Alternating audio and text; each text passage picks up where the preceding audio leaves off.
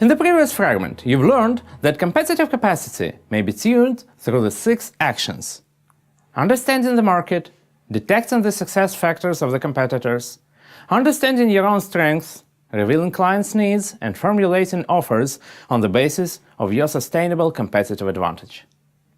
In this fragment, we are going to know how to analyze the competitive environment, the first 2 steps of the scheme. For your convenience, I've divided all the recommendations into several steps so that they could be understood and easily performed. So let's get started. Step 1. Enlist product categories. Start with understanding the product line, what is sold and bought in the market. Categories may differ according to prices, origin, production technology, or consumption. Take a note that you should analyze all the categories presented in your target market, not just the ones you currently work with. Categories must be based on separate products. This means they should be not complementary. Try to figure out no more than 9 categories. The list should be convenient to work with. You may combine several separate categories into a more general one. Step 2. Define quality grades. Price and quality are the main dimensions for any market. Start with quality. Although there are many different ways to define quality grades, I suggest that you should think of product complexity, something that cannot be easily reproduced at a high level without a profound change in company's processes and competencies. I use 4-star system, similar to the star quality grades in hotel industry. I prefer 4-grade system as it is quite simple and has no average grade. This makes you decide and think this through. 1 star means very low quality or very simple product. 4 stars, the highest level of quality and complexity. Mind that you should grade the quality of the whole offer, product plus services plus interaction. The result you need to achieve at this step is to get a clear description and definitions for each of the 4 quality grades. Give some examples for each grade so that they could be easily understood. Step 3. Define pricing grades. As soon as you are ready with the quality grades, proceed to evaluate pricing that is currently accepted in the market. You may use absolute numeric scale that reflects the exact amount of money at which the exact offers are sold. However, in many cases, prices may vary greatly. The information about those competitors may be dim or inaccessible. Then I suggest that you should use 4 grades: premium, business, economy, and low cost, which is similar to airlines tickets.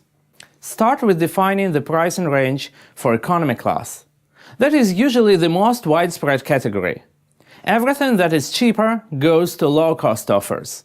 Usually these are the offers with reduced value. Then mark the border between the business class offers, which are usually the ones with increased value proposition, and the premium class offers, which most commonly represent exclusive or luxurious offers. And don't forget, we are grading offers, not the companies. Step 4. Enlist the competitors. Almost every market has a number of competing players. Start understanding the big picture of a market with making a list of your competitors. This list may appear to be too long and inconvenient to work with. Here are some tips to manage it. Define the criteria to differentiate between the 3 categories: leaders, firm players, and weak players. Leaders are the most advanced or the largest players that have the greatest influence on the market. The firm players are usually smaller ones. They have sustainable processes, the competitive range of products, and local dominance. The weak players are the rest.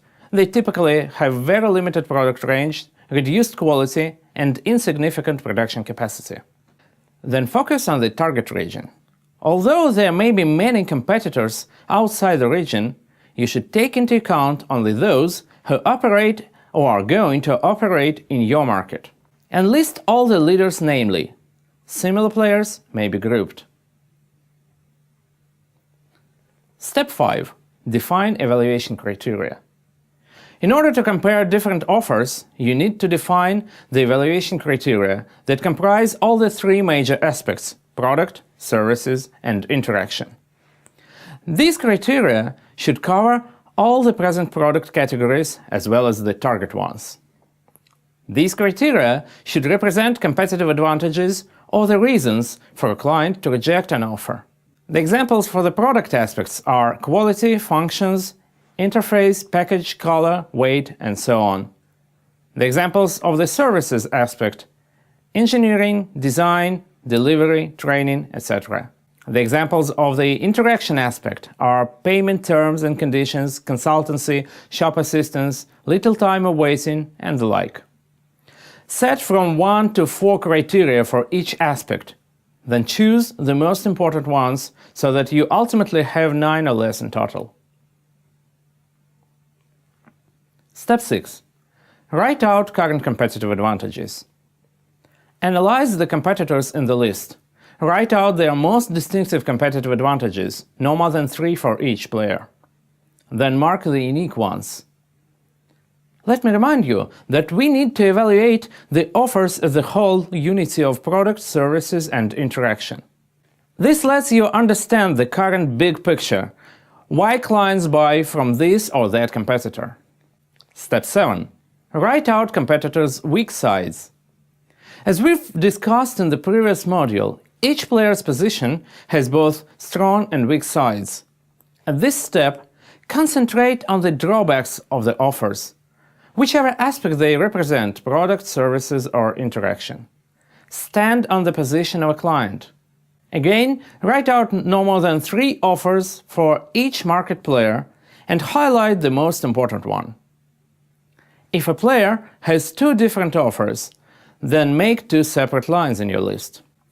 Grade the weak sides on the scale from 1 to 3, where 1 is annoying inconvenience, 2 major drawbacks that produce strong dissatisfaction, and 3 weak sides that produce disastrous disappointment and make clients flee from the company.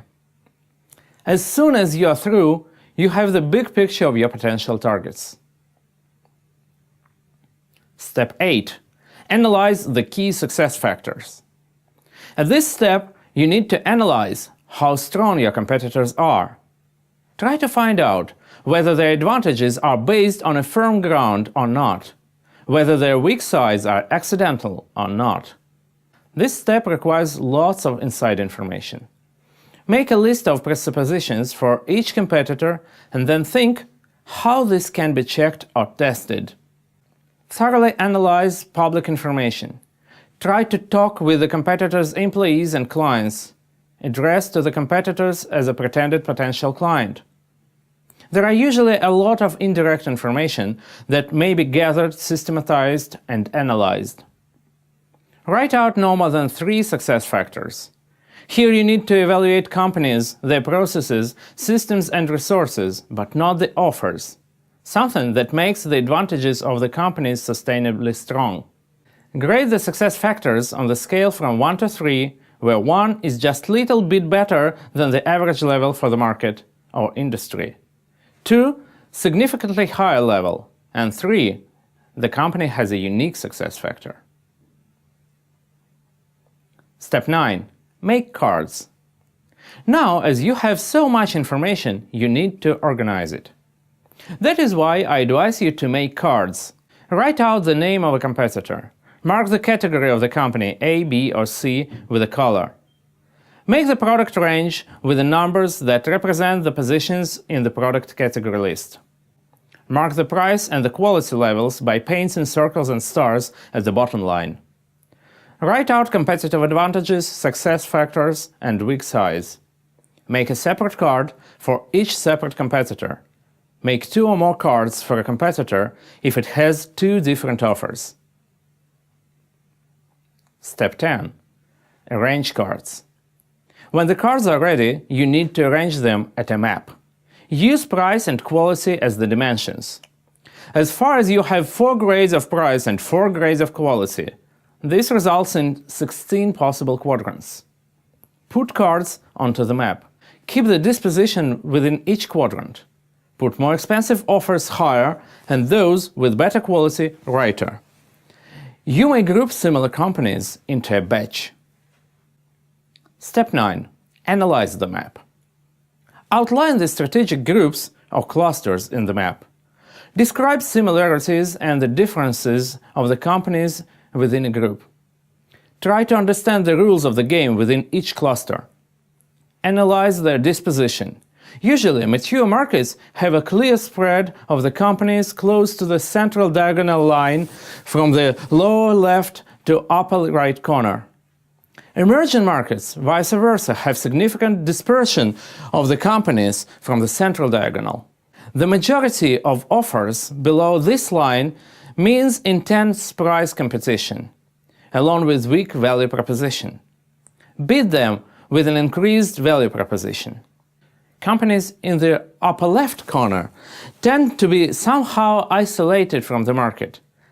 Either they stick to a specific product-focused strategy or occupy a market niche that is easy to defend. It is possible to penetrate those niches by offering either a wider range or cheaper substitutes or higher quality products. Upper right players are the most advanced ones. They usually are hard to compete with a high-quality offer. However, they may be successfully rivaled through a wider product range, better services and interaction, or lower prices. So let's sum it up. Scanning competitive environment is essential to get a clear understanding of the market, the priorities, and the forces in it. Start with setting the target territory and the product categories. Then, define quality and pricing levels. After that, enlist the competitors and divide them into the three categories: leaders, firm players, and the weak followers. Collect as much data as you can on the competitors' offers, their advantages, success factors, and weak sides. Put all that into the cards. Arrange the cards into a map. Analyze the map. Find the place for your own company there. Detect threats and opportunities. The map will not give you the answers, but it will help you to ask the correct questions, and it will give you better understanding of the situation.